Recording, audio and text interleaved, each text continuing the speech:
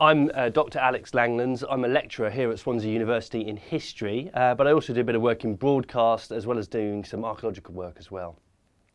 So my first book, Craeft, which is the Old English word for craft, how traditional crafts are about more than just making, is the book. That was published in the UK back in November. It's just been published in the US as well, and I've had a great book review in the New York Times. So all of that's going really well, and it's a book really that brings together all of my interests and specialisms from over the past sort of 10 to 15 years really. So I did a lot of work in archaeology, also a lot of research work in terms of landscapes in the medieval period, as well as all the work I've done in broadcast media as well, where I've actually sort of experimented, if you like, with the past. And this book sort of condenses down all of those experiences into a series of chapters that look at different crafts and how we need to think about crafts as being more than just a kind of process of making. They tell us an enormous amount about past societies. I'm really big on the rural crafts. I've always loved the rural crafts, and in some ways that gives you the connection with sort of much further back in time, so back into the medieval, back into the prehistoric period. I mean, I love industrial crafts as well, and in many ways craft really takes off in the industrial age, almost in opposition to machine manufacture. But if I'm at my happiest, it would be in a coppice somewhere, working with green willow or hazel. Actually, only this weekend I've been planting some willow trees, so that in a year, 2 years' time, I'll have a regular supply of willow to make baskets with.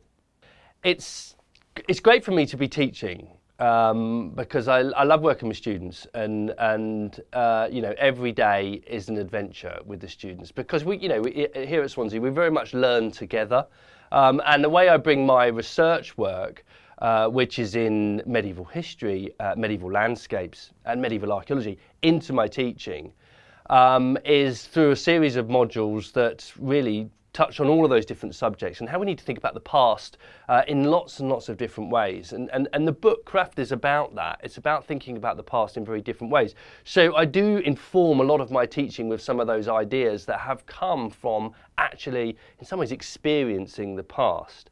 But of course, there's also the ways in which we take historical ideas and we present them to the widest possible audience. And that's a really important part of what historians and archaeologists need to do.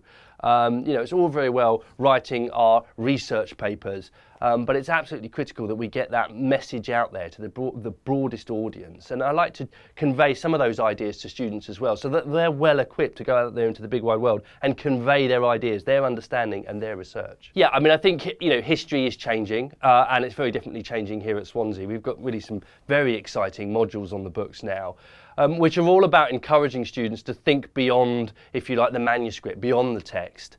You know, we're doing much more work in heritage. I do bits and pieces in archaeology, but even sort of photographic record as well. So we're thinking about the past and how we can access the past through a range of different sources.